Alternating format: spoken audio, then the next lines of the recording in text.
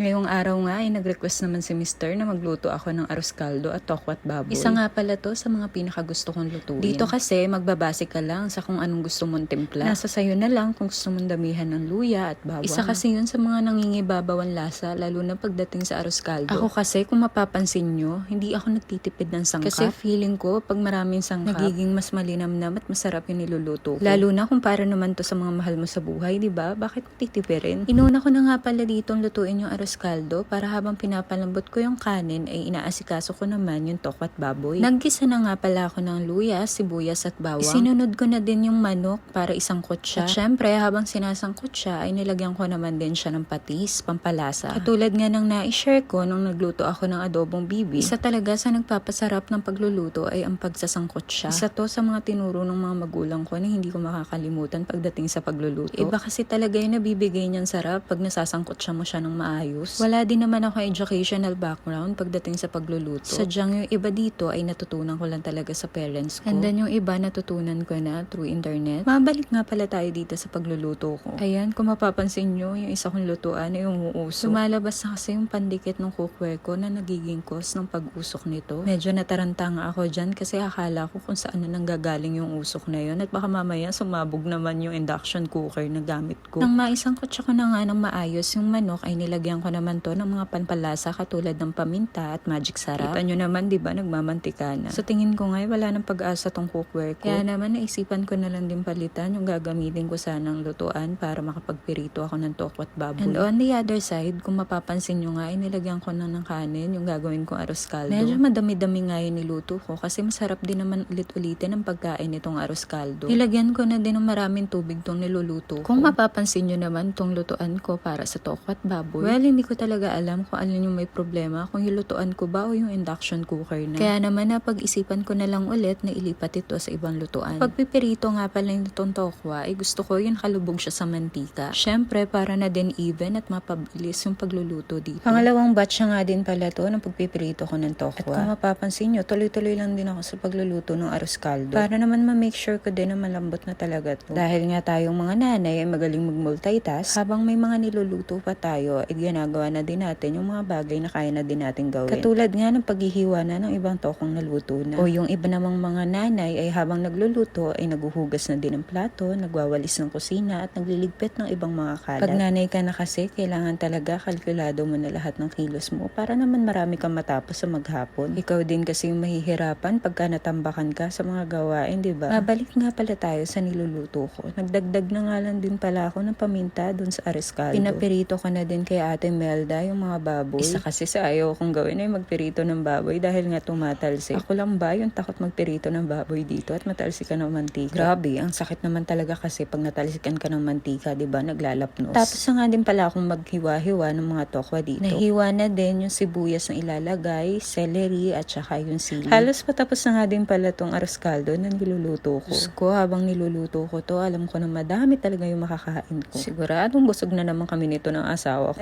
Siya naman din talaga ang dahilan kung bakit ko to niluto kasi nga ni-request niya to. Habang hinihiwa na nga ni Ate Melda yung karne, ay natimpla ko na din yung para sa tokwat baboy. Tinansya ko nga lang pala yung paglalagay ko dito ng kalamansi. Nakadepende naman din kasi to kung gano'n nyo kagusto kaasim yung tokwat baboy nyo. Nag-add din ako dito ng 3 spoon ng toyo, 2 spoon ng oyster sauce, at 2 spoon ng liquid seasoning. O diba, ang simple lang pero may masarap ka ng hapunan. Yun lang, salamat. Kain po tayo.